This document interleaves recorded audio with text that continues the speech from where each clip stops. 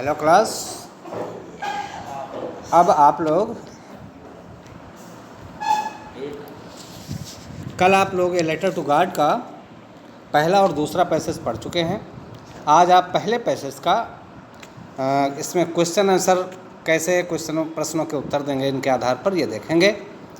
आप देख रहे हैं, देखिए सबसे पहले लिखा हुआ है read the following passage and answer the question given below it. पहले प्रश्नों को, पहले पैसेज को पढ़ लीजिए, इसके बाद नीचे दिए गए प्रश्नों के उत्तर दो। The house the only one से लेकर के dot dot come for dinner तक, यहाँ तक आप क्वेश्चन को देखिए और हो जाएगा। तो सबसे पहले कहा गया है, पहला क्वेश्चन है write the name of the lesson from which the passage has been selected और who is its right author. दो चीज़ें पूछी गई हैं।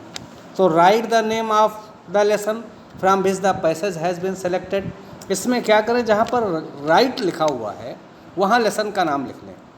ए letter to God, the name of the lesson from which the passage has been selected. और फिर नीचे दूसरा क्वेश्चन इसी प्रश्न का है हु इज इट्स राइटर।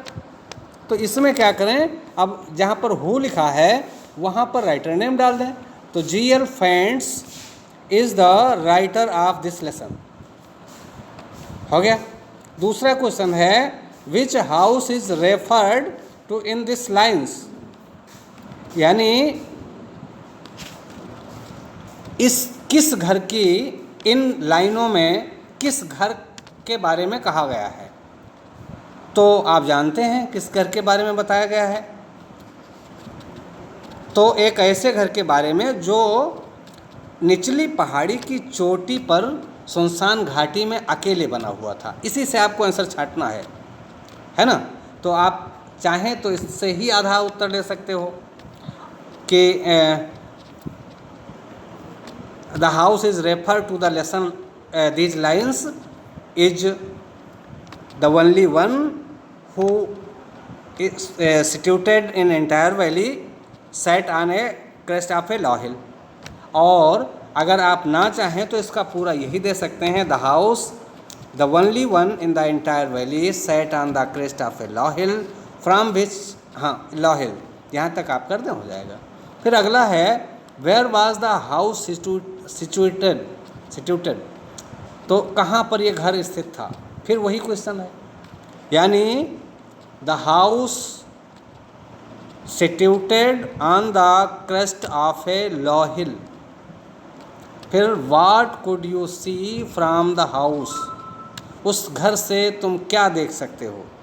तो नीचे लिखा हुआ है ना, you could see the river and the field of ripe corn dotted with the flower, है ना। फिर अगला है what do the word entire the crest means, है ना।